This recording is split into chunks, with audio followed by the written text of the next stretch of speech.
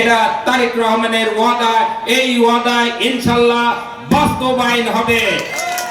আপনাদের যারা কৃষক এই কথাগুলা আপনারা আপনাদের বাড়িতে যেয়ে বুঝাবেন, কারণ ইতিমধ্যে একটি সংগঠন গ্রামে গ্রামে আপনার বউদের কাছে, আপনার মাদের কাছে, আপনার খালাদের কাছে তারা কিন্তু বিভিন্ন ভাবে তারা ভোট ভিক্ষা করছে। কিভাবে ছোট ছোট বই নিয়ে যাচ্ছে, বই দিয়ে ওয়াদা করছে যেটা এইভাবে তাদেরকে ভোট দিতে হবে।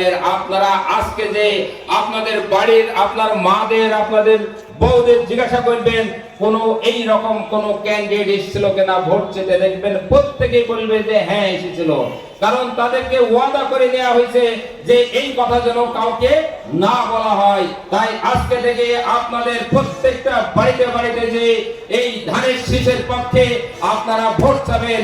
আজকে যারা কৃষক এসেছেন 31 দফার ভিতরে বলা আছে যে এই 31 দফায় যেটা বলা আছে সেটা হলো আজকের এই কৃষকদের যে এই যে বিমা নেওয়ার জন্য, সার নেওয়ার জন্য বিভিন্ন ভাবে বিভিন্ন নেতা পিছনে আপনারা ঘুরে বেড়াচ্ছেন। এইভাবে ঘুরতে হবে না আপনাদের।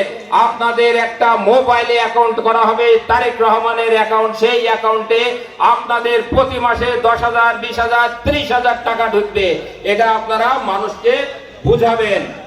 এটা যদি পিরোজপুর ইউনিয়ন থেকে আতিয়ার বিশ্বাস এবং মিন্টু মোল্লার নেতৃত্বে একটি বিক্ষোভ মিছিল নিয়ে আমাদের মাঝে উপস্থিত হয়েছেন।